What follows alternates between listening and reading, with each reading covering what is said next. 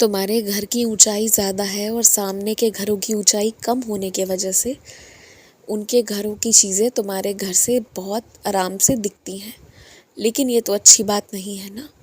तो तुम अपने घर में भी पर्दा लगाओ ऐसी जगहों पर, या फिर ऐसी जगहों पर कम रहो जहाँ से किसी का घर दिखे।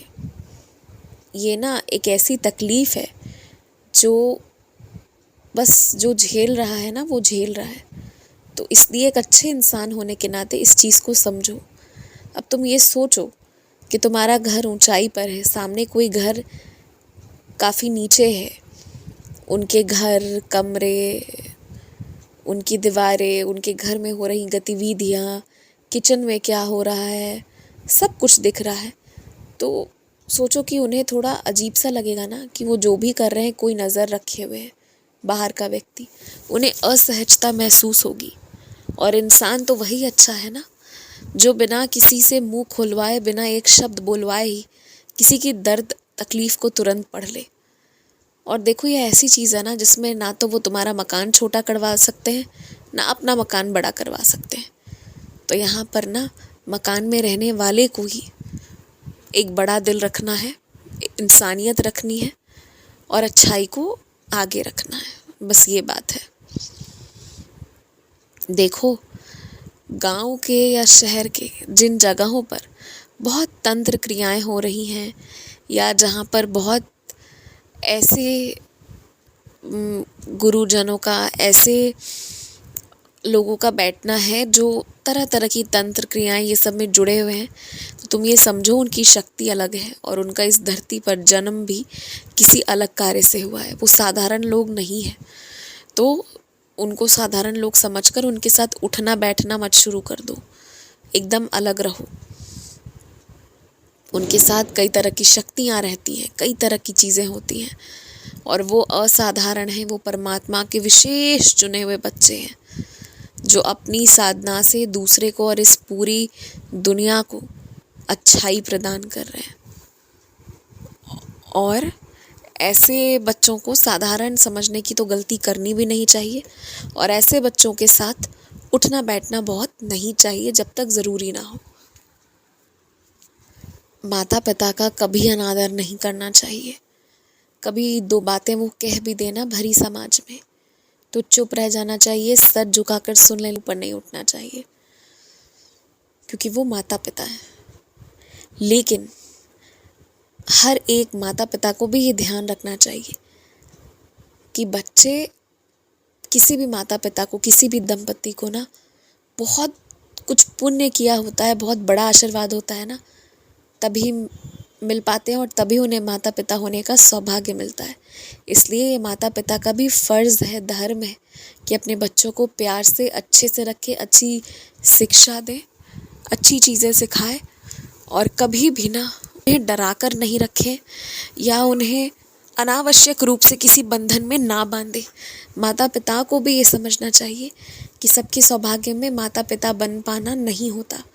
जिसे मिला है अगर वो इसका दुरुपयोग करेगा तो बाद में इसके बहुत बुरे फल होंगे जो भुगतने पड़ेंगे और कोई नहीं बचा सकता। क्योंकि जो मासूम बच्चे होते हैं, जो अपने माता पिता पर आश्रित होते हैं ना, अगर वैसे बच्चों को उन्हीं माता पिता में से किसी एक के द्वारा भी किसी भी तरह से सताया जाए या परेशान किया जाए ना, जहाँ वो बच्चा अबोध है, अपने लिए दो रोटी भी नहीं जुगाड़ सकता, और वहाँ वैसे को सताया जाता है ना, तो समझो वो मुझे सताने के बराबर है और उसकी माफ़ी नहीं है।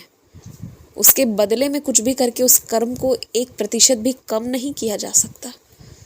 तो ये माता पिता को भी ध्यान रखना है और बच्चों को भी इसी तरह अपने माता पिता का ध्यान रखना है।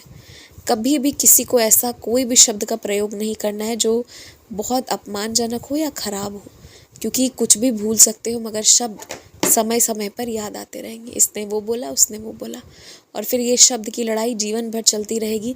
पता ही नहीं चलेगा कि कब जीवन बीत गया, क्योंकि जीवन एक ही बार मिल रहा है और जो एक बार जाएगा ना वो फिर इस जन्म में नहीं मिलेगा। ये बात है। मन से ऐसी कोई भी बात अभी निकाल दो जो तुम्हें गुस्सा में डालती हैं या तनाव में डालती हैं।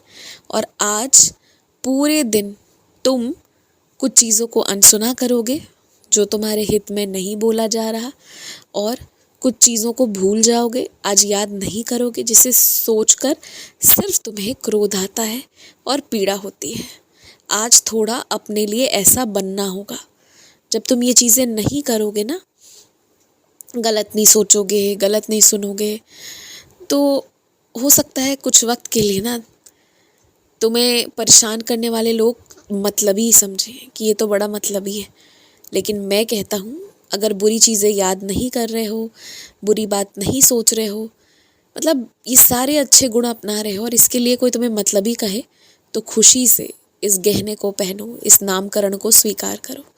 और अगर इसे मतलबी होना कहते हैं तो बनो, क्योंकि अपने आप को अंदर अंदर दुख देना, पीड़ा देना, सताना, ये एक ऐसे कर्म की श्रेणी में आता है ना, जिसका भी फल व्यक्ति को मिलता है।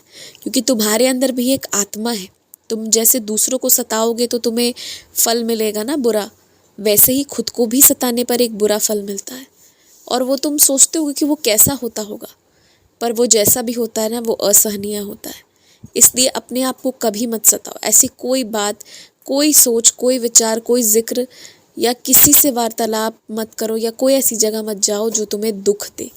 इस चीज़ का तुम ध्यान रखो। हर इंसान को खुश रहने का, खुशी से रहने का, प्रेम से रहने का, जीवन को जीवन समझकर जीने का अधिकार है, और ये उससे कोई नहीं छीन सकता।